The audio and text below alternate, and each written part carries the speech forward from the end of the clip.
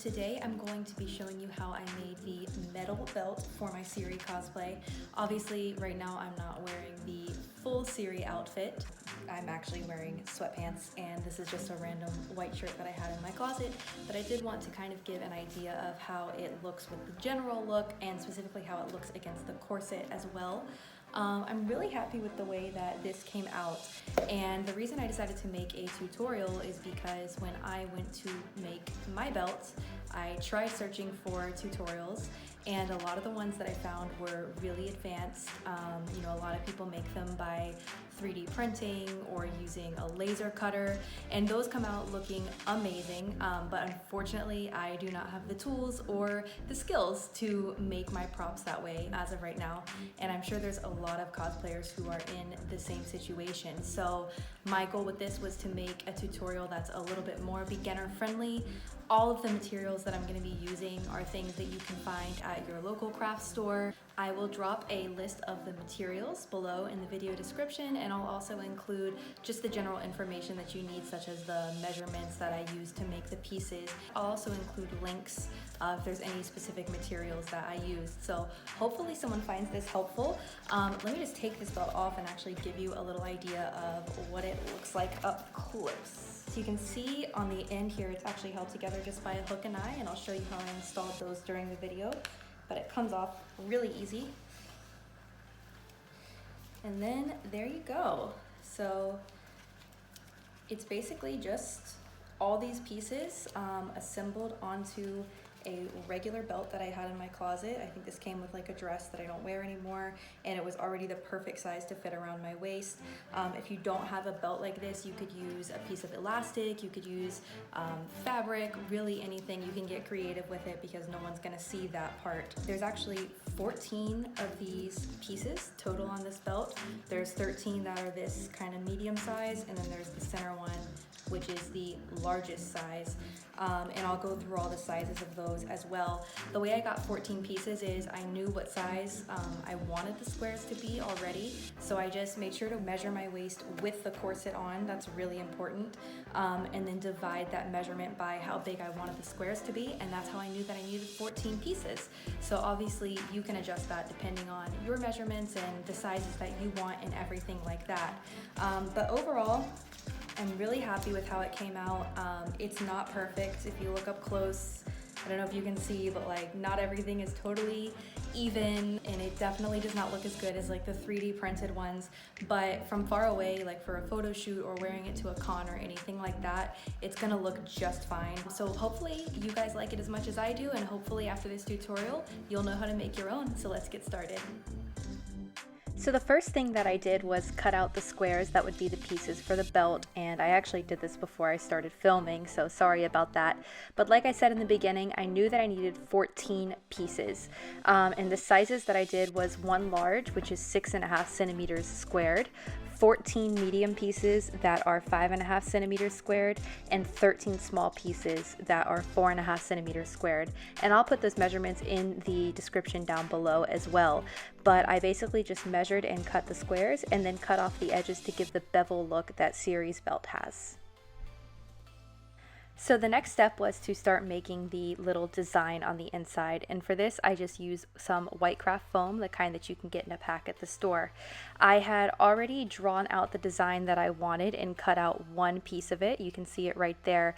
The way that I made that was I just measured out a square, the smallest size that I had, which is 4.5 centimeters each way, and then I drew some lines across the middle to see where the center point was. From there I just drew the points on the edges and then the little curves that connected all together, and I just use a reference picture of Ciri's belt to figure that out. After I had the one piece done, as you can see, then I just used it to trace all the other pieces. But of course, each piece has to have both an outside and an inside because we're going to be cutting these out, and that's going to be the shape that we use. So I was able to use the piece I had already cut to draw the outside, but then I had to go in and freehand the inside. It was pretty easy. I just followed the curves and the lines that were already there on the outside and just tried to keep a very small distance between the outside and the inside pieces because I do want these designs to be pretty delicate and pretty small. They're not that big on the belt, so you want them to be noticeable but not too thick. This part did get a little bit tedious, but I just kept trucking along until I had 13 of these pieces completed. And then for the 14th piece, I did the same thing. I traced the piece that I had already created, but instead of drawing a second line inside of the design, I drew the second line outside of the design. The reason for that is I want this piece to be a little bit bigger because this is going to go on my centerpiece, which is larger, so I tried to make it proportional to that.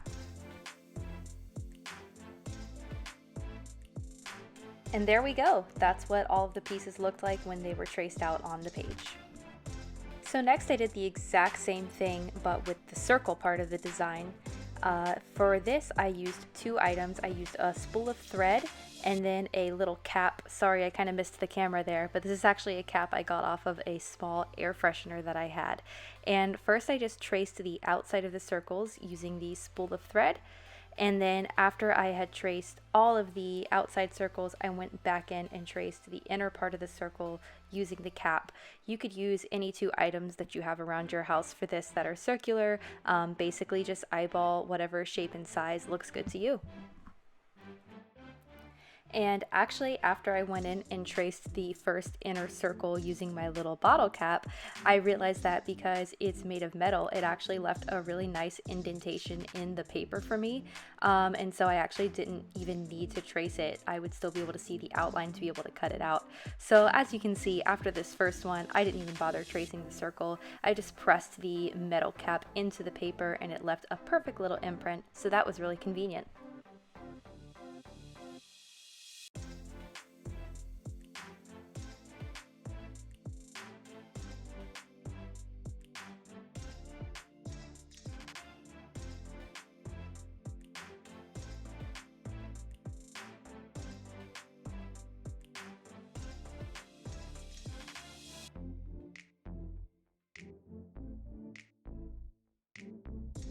Now again, for the 14th piece, I did something a little different. I used a bigger spool of thread for the outside circle, and then I used the spool of thread that I used for the outside on all the other ones to be the inside of this circle. And again, that's just because I need this one to be a little bit bigger to fit that bigger center piece.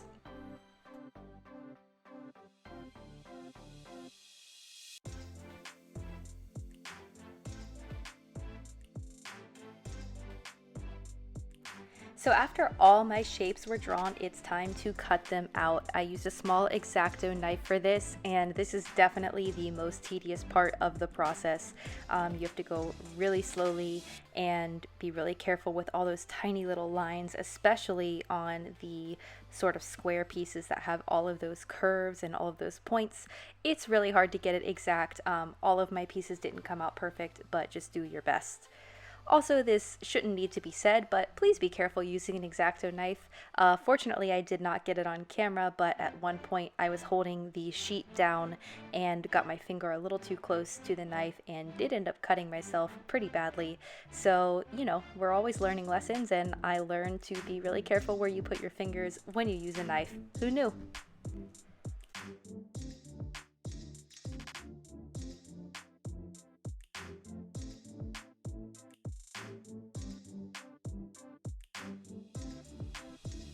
So there's what my first piece looks like once it was all cut out, and after that it was time to repeat that 13 more times.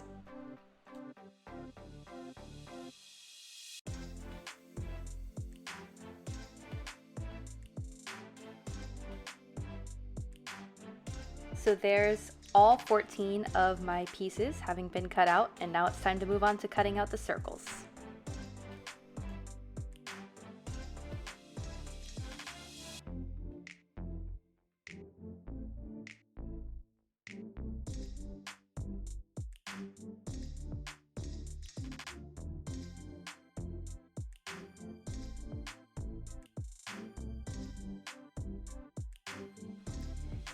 And there we go. Now all of the circles are done. So the last part of the design is these little dots that go around the edges, and for this I used an eyelet setter. It's used to cut out a hole in fabric to put an eyelet in, but you could also use a hole punch, honestly. Just anything that'll make little dots in the foam. So I basically just cut out these tiny little foam dots, and here we can see one right there. And each part of the design, or each piece of the belt, has 4 of these little dots. So basically just multiplied 14 by 4, and that's how many pieces I cut out. And there's one little group of 4 done, only 14 more groups to go. Now that everything is all cut out, it's time to start assembling. So for every piece except for the middle piece, I used one medium that's 5.5 centimeter square and one small 4.5 centimeter square. You can see I turned the small one around a couple times to see which way it matched the best. And then I just used super glue to glue it on. And I just made sure to take my time and make sure it was really evenly centered. And then just repeat that for all 14 pieces. There we go. Now it's time to start painting. So I'm just using a silver acrylic paint. I got this at Target. You can use any kind. And right now I'm just doing a base coat of silver on these square pieces. Obviously we still have to add the designs and then I'm gonna paint them again. But the reason I wanted to do a nice base coat is just in case once the designs are on there, it might be harder to sort of get into the little cracks and make sure that the square gets fully coated. So I just wanted to make sure to do one coat first. And there are all of my pieces once they've been painted. I did paint them front and back.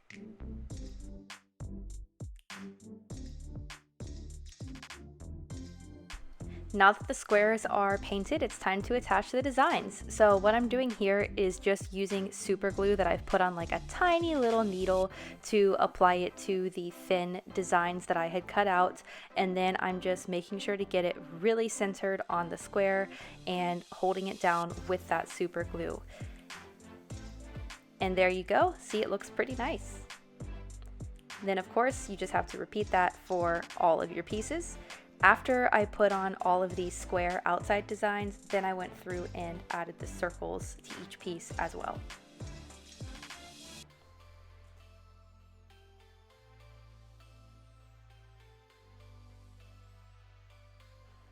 And after all the circles were done, then I added the 4 dots onto each piece. This is the hardest part because they are so small and so hard to work with, but you can see I just used the end of a paintbrush to hold them down. And here's a picture of what they all looked like once they were completed. You can see that slightly bigger centerpiece on the top, and I think they actually came out looking pretty good. Now that everything's assembled, I'm going to add another coat of paint. I'm actually going to use a metallic spray paint for this, and I just did one coat, pretty thin layer, held it pretty far away. I didn't want it to get too thick or dripping, and I let that dry for a little while, and then I went in and I added one more coat going from the other direction and let that dry as well. So while the paint was drying, I decided to go ahead and make the little strips that I'm going to use to attach the pieces to the belt. I used foam for this. You could also use fabric, elastic, anything you have lying around. I measured out a piece about 2 centimeters thick, and then once I had that drawn out, I cut it out with an X-acto knife.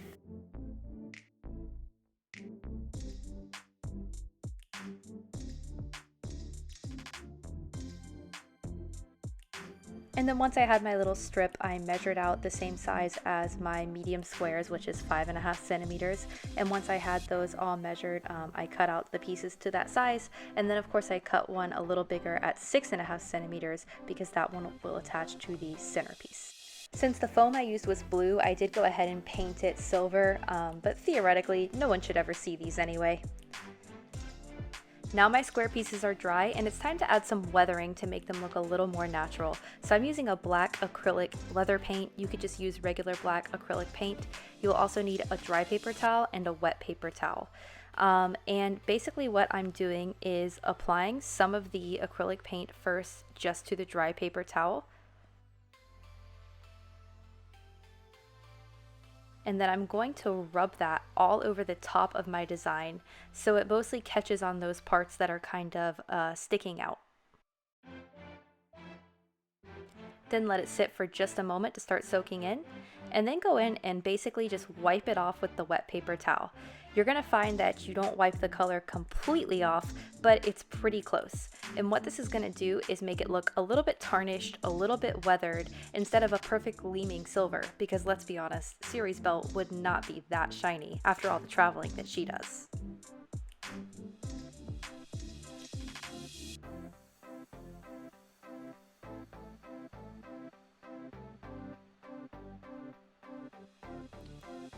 And here you can see the difference between the piece that I just added the tarnishing to, and here's a piece that I haven't done anything to yet. So as you can see, it just looks a little bit more realistic and a little bit more detailed. And here's all the pieces after I had finished tarnishing them. This step is optional, but I think it really adds some dimension and looks just more realistic to what Ciri would have. Now it's time to add the gems. I found these on eBay, I'll put the link down below, but they're basically just little glass pebbles. They have a flat bottom and a round top, which is perfect for what I'm looking for. So as you can see, I'm just sorting them out to pick the ones that I think look the best because they're not all perfectly circular. Now I'm actually going to paint the bottom of these. I'm using a sponge and some turquoise acrylic paint, and I'm just painting the very bottom because these are somewhat see-through. You're going to be able to see through to that turquoise at the bottom, and it's going to make them pop just a little bit more. And here you can see the difference between the ones that I painted at the bottom and the ones that I didn't. It does create just a much more vibrant turquoise color. Now I'm just gluing the gems onto the middle of the pieces. It's pretty self-explanatory. I used super glue again and just took my time to make sure that the circle was as centered as possible. And here's all 14 pieces. Now they're done. They've got the tarnishing, they've got the gem, and honestly, I think they look pretty cool. Now it's time to attach them to the belt. So I'm taking those little felt pieces that I sewed earlier, once again using Gorilla Glue, and I'm just attaching it to the top and bottom of the square on the back.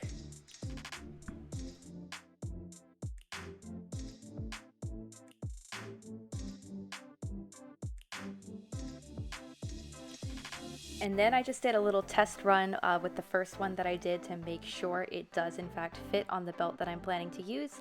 Like I said, this is a little belt that I already had in my closet, but you could use elastic or anything really, as long as it fits around your waist.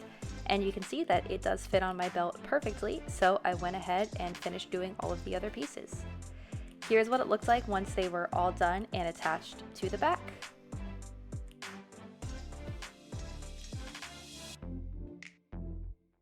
So now I'm going to make the closure of the belt, and for this part I'm just going to use a hook and eye.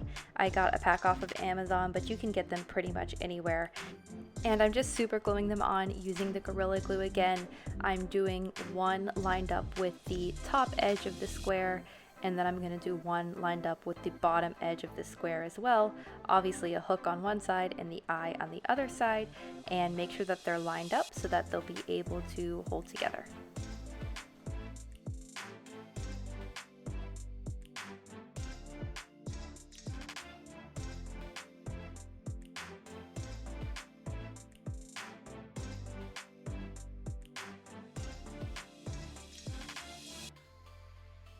So now the hook and eye is done, and you can see that it lines up beautifully.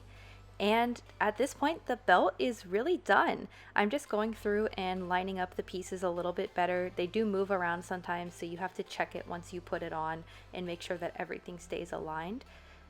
And here I am trying it on for the first time. I was so excited, it fit, and it looked exactly how I imagined it to. So overall, I'm really happy with how this project came out.